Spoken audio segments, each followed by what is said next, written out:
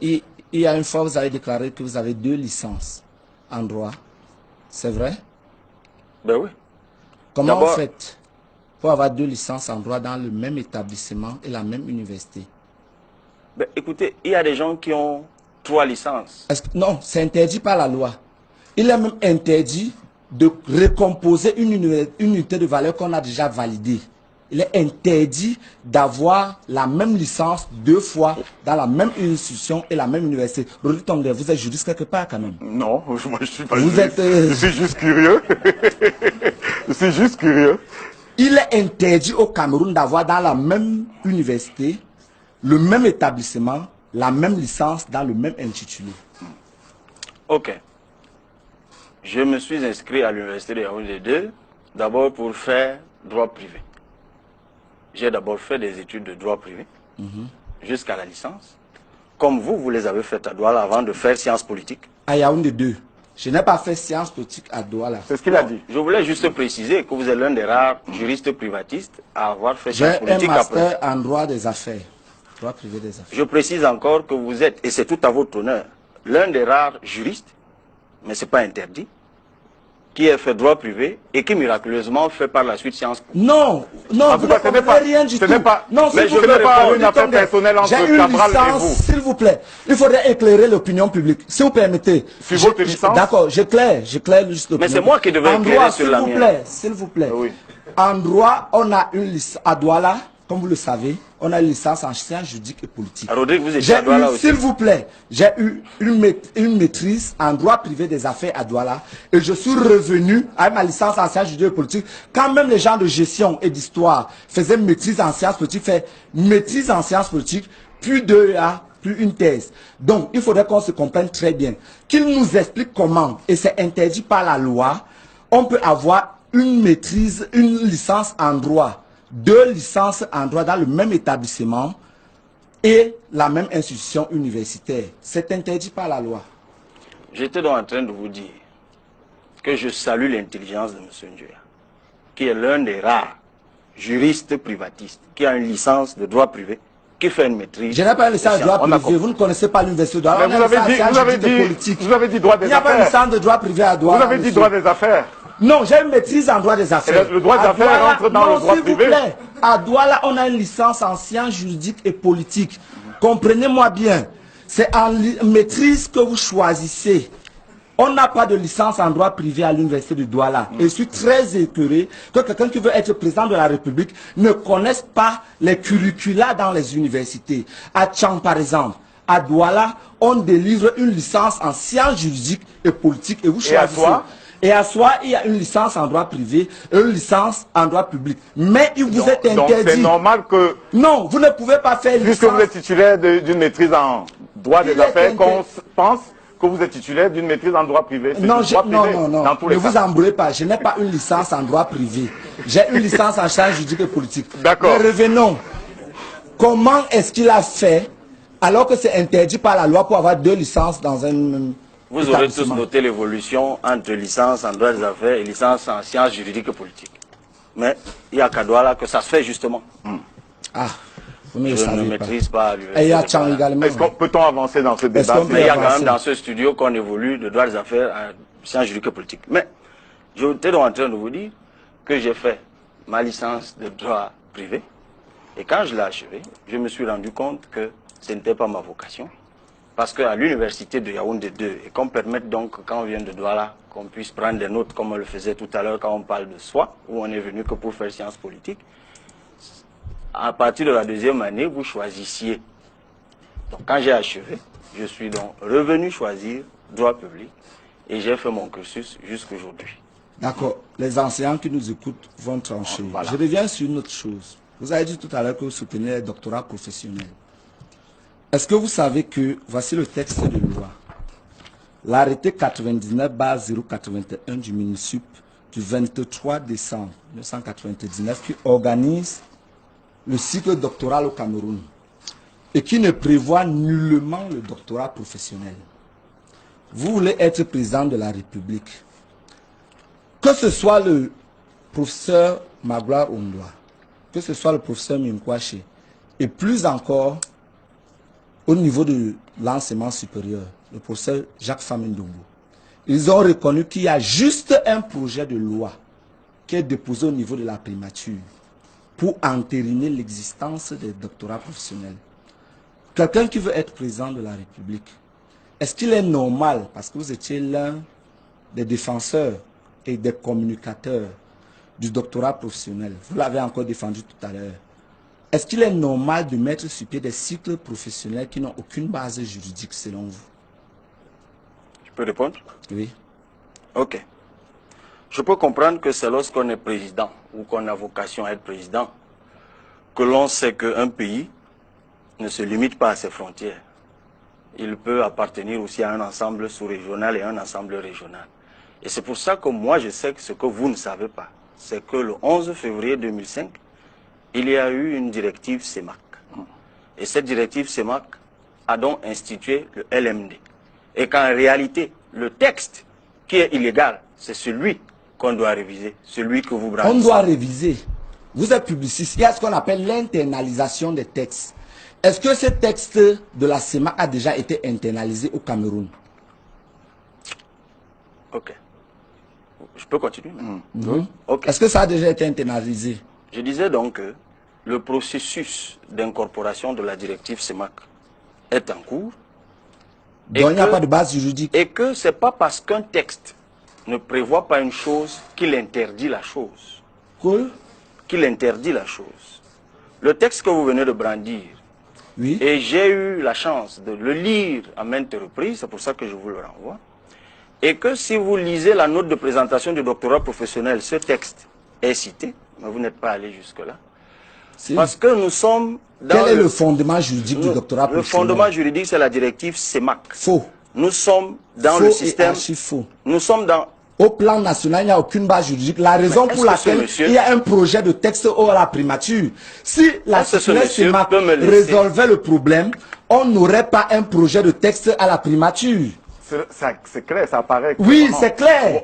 Oui, sinon, on n'aurait pas un projet de texte. La directive existe et c'est une, la directive existe, c'est une norme juridique. Non, s'il vous plaît, la directive est-elle une norme juridique? Rodi Tongue, il faut une mesure d'internalisation. Tout à fait, on est d'accord. La preuve pour laquelle il y a un texte à la primature qui n'a pas encore été signé.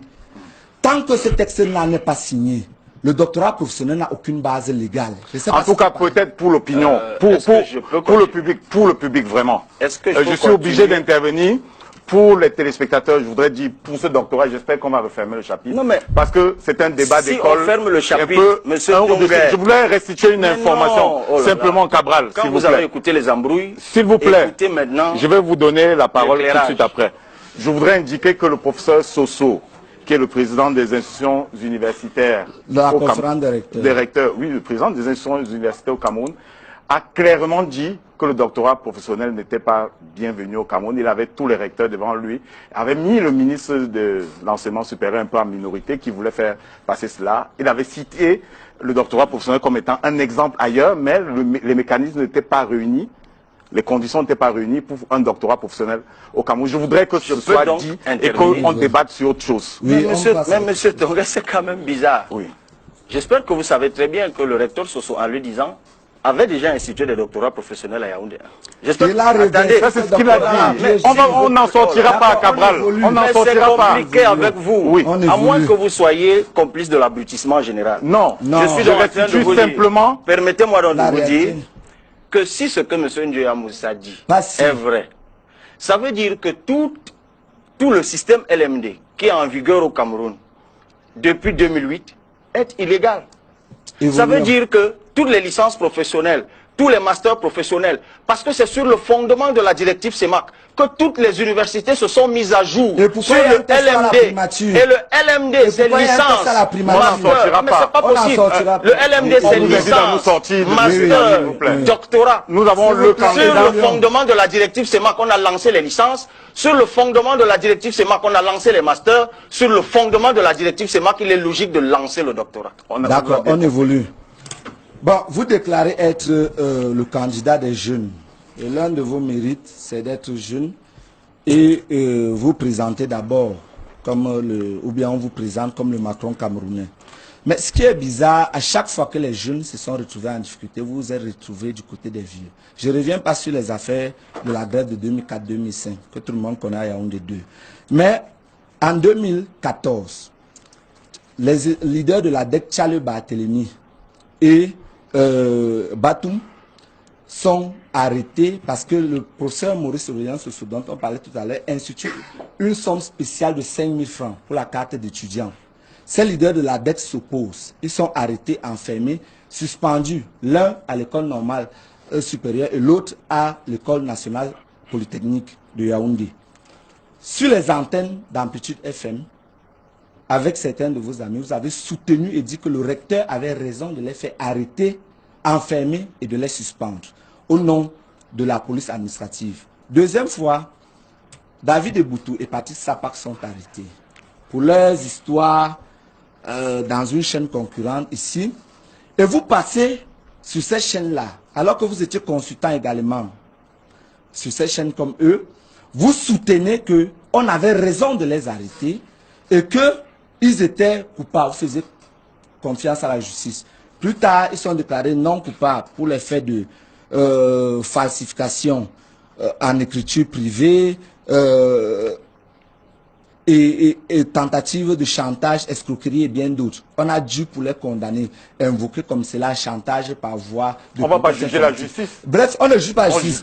Je vais juste remarquer qu'à chaque fois, que ce soit pour Patrice Sapak et David Eboutou, ou pour Charles Barthélemy et Batum Thierry, chaque fois, Cabral Libby s'est rangé du côté des aînés qui étaient les bourreaux de ces jeunes-là, qui étaient plus tard réhabilités.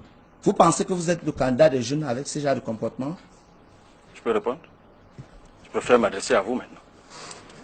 Dans mon quartier, on dit souvent à certaines personnes, il faut manger avant de boire. Et c'est ce conseil que j'ai envie de donner à M. Ndiaye Moussa.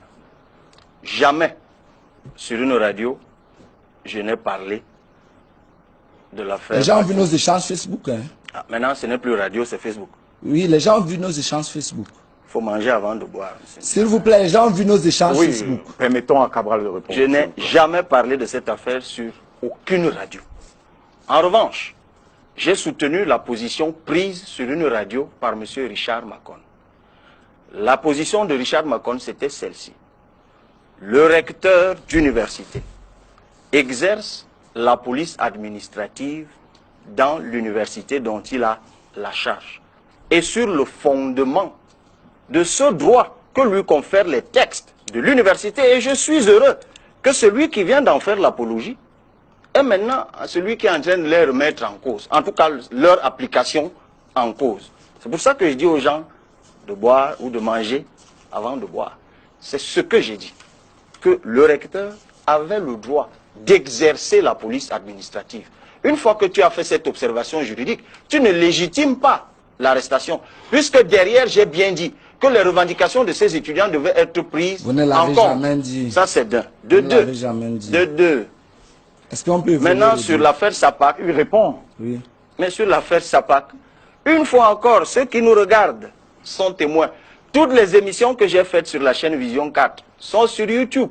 Il ne me souvient pas, et moi je suis généralement lucide, qu'une seule fois, on ait abordé cette question sur une des émissions à laquelle j'ai participé. Ah bon? À moins de me constituer responsable de ce que les gens disent. Oui. En mon absence. On ne peut pas terminer en une minute. Moi, je vais rapidement continuer. Vous avez déclaré que vous êtes candidat pour 11 millions. Vous voulez être président de la République. Vous êtes juriste comme moi. Et si vous êtes candidat à la présidentielle, est-ce que vous savez que vous serez le chef des armées? Par exemple, quelle est la doctrine applicable actuellement dans les armées que vous voulez réformer? D'abord, je ne vous ai jamais dit que je réformais des doctrines. Quelle est Et la doctrine? je ne savais même pas que l'armée camerounaise D'accord, je vais vous renseigner. était sous l'emprise. La doctrine de l'armée camerounaise, c'est la doctrine de défense ferme aux frontières, qui nous amène aujourd'hui et qui nous rend incapables du droit de poursuite, comme on l'a vécu avec Boko Haram, par exemple. Le Nigeria a voulu le droit de- Nigeria, a voulu le droit c'est ce de qu'on poursuite appelle au la Cameroun. doctrine ferme aux frontières. Je suppose que vous ne la connaissez pas. Passons, évoluons. Quelle est la doctrine en matière d'éducation, par exemple, que vous semblez connaître, que vous voulez réformer? D'abord, les questions de droit de poursuite ressortissent du champ du droit international dont je me provoque quelques petites expertises. Et ça n'a rien à voir Faux. avec l'armée. Rien à voir. Parce que Le le droit droit de de poursuite poursuite, extraterritorial. le droit de poursuite ne profite pas qu'à l'armée. À la police aussi. Ça peut profiter aussi à la police. Il faut qu'on se comprenne. Tout très à bien. fait. Et d'ailleurs, en la matière, c'est plus la police que l'armée. J'espère que vous en saisissez bien la nuance. Monsieur Rudi Tongue, il faut qu'on Le se droit de comprenne. poursuite entre les S'il vous plaît, s'il les vous profs plaît. disent, définissent le droit de S'il vous poursuite plaît. à notre Je ne petit parle niveau pas des comme le profs. droit de faire la police En sur le territoire. Sur notre 1994, territoire. les militaires nous suivent. Les gens se prévalent de ce qu'ils ne font pas.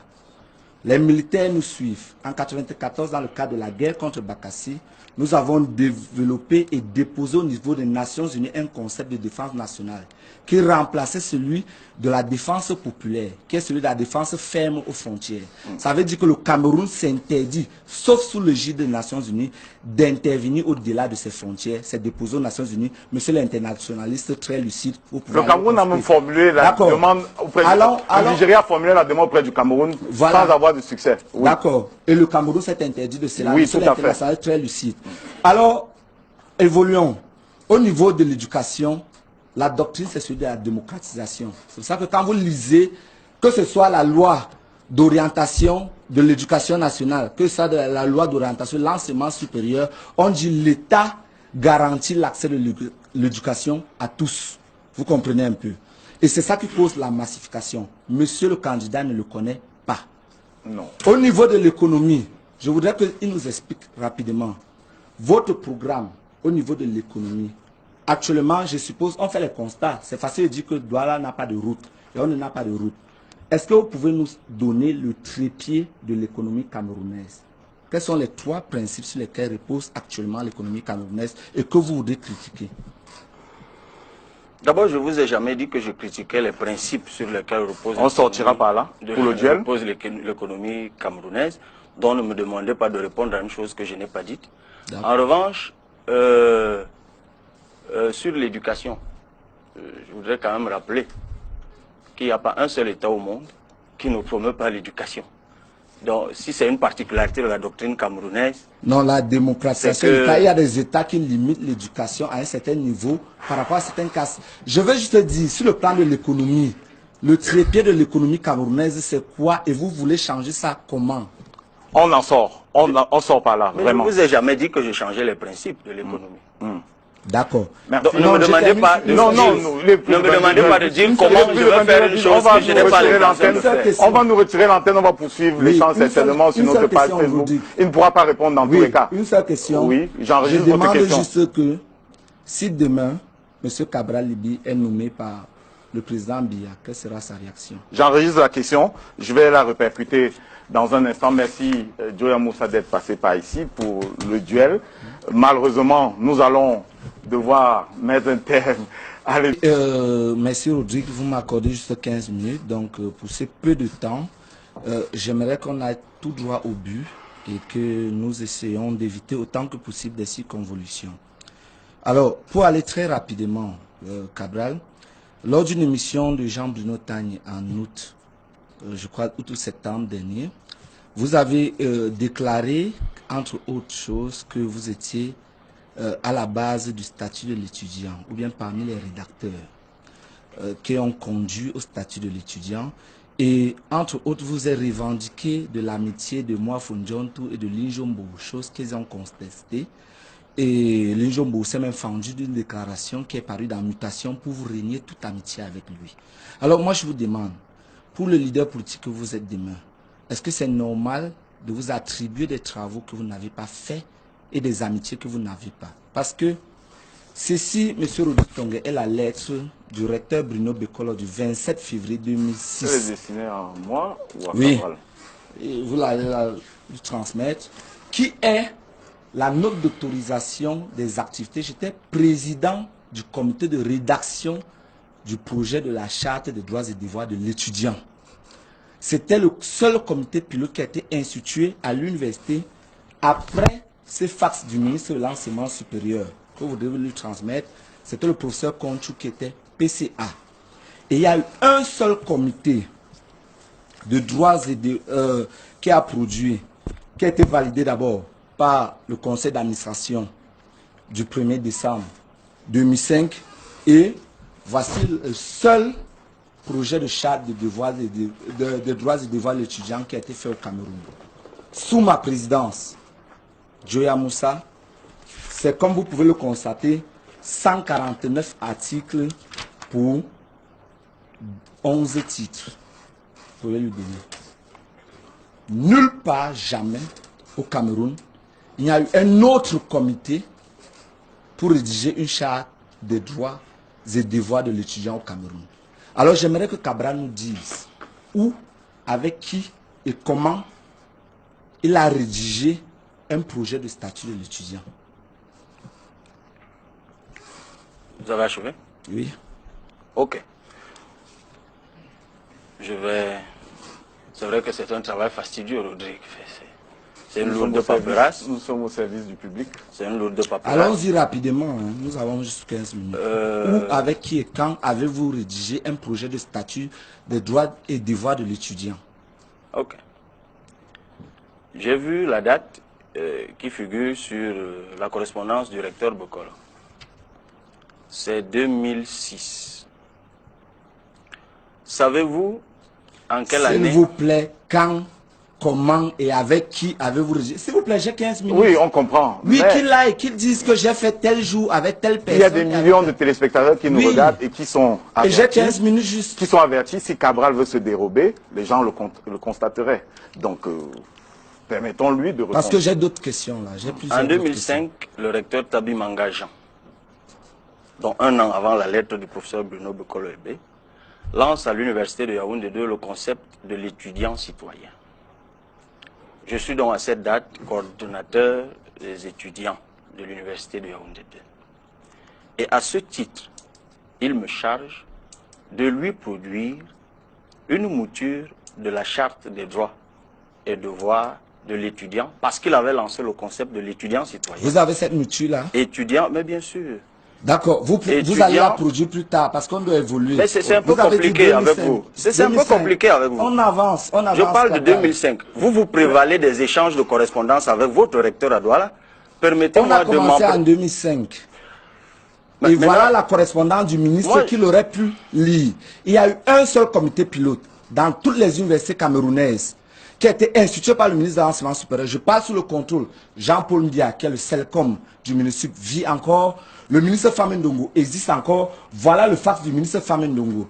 Les histoires internes à l'université de Yaoundé-Soa, je mets à défi Cabral demain de nous produire une correspondance ou une note officielle du recteur Tabi Manga et la mouture de la charte qu'il aura produite. Parce que si on commence dans les racontats, on ne va pas terminer. On a 15 minutes. On évolue. Alors, si vous Deuxième permettez question. quand même, Oui. parce que quand Vous pouvez noter simplement les questions Non, non, non, pour lesquelles Joya Moussa ne souhaite pas de réponse. Vous aurez maintenant, et noté vous, que M. vous allez répondre se juste prévaut après. d'un document signé un an après ce dont je Non, me suis c'est prévalu. 2005. Le document du ministre, c'est 2005. C'est septembre 2005. C'est ce que j'allais donc vous expliquer. En réalité, ce qui déclenche le document que vous recevez à Douala, c'est le travail que nous avons abattu à l'université Vous de aviez Yaoundé déjà 2. un peu mouture. Parce que vous le savez très bien, Vous aviez la déjà plupart mouture. des réformes qui ont été faites en 2005 ont commencé par Vous aviez déjà l'université de une Yaoundé mouture. 2. Vous avez déjà un mouture. Seul le recteur Tabi Vous Manga aviez avait déjà un lancé le mouture. concept. Vous aviez déjà un mouture. Vous avez un document. Je vous mets au défi de le produire un jour. Deuxième question. Quel est le rôle que vous avez joué exactement dans la grève de 2005? Pendant la grève de 2005. Ben écoutez, j'étais leader du comité de droit, Quel est du le rôle comité que de vous avez défense, mais je défendais Il est en train de les répondre, intérêts, Joya mais Moussa. c'est compliqué, je défendais les intérêts des étudiants de l'université de Yaoundé 2 en 2005.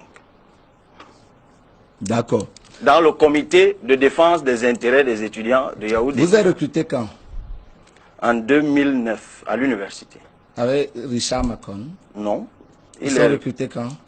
Eux, ils sont recrutés, vous allez leur demander. Et Ah, puis l'opinion vous publique êtes- veut bien savoir qui est vous êtes- Richard vous Macron. êtes- Oui, oui, d'accord. Vous êtes bien avance. informé. Moi, je vous réponds. On avance, C'est 2009. on avance. Il y a une fois, parce qu'il faut sortir, j'ai plusieurs parties. Il y a une fois, vous avez déclaré que vous avez 2 licences en droit. C'est vrai? Ben oui. Comment vous D'abord- faites pour avoir 2 licences en droit dans le même établissement et la même université? Ben, écoutez, il y a des gens qui ont 3 licences. Non, c'est interdit par la loi. Il est même interdit de recomposer une unité de valeur qu'on a déjà validée. Il est interdit d'avoir la même licence 2 fois dans la même institution et la même université.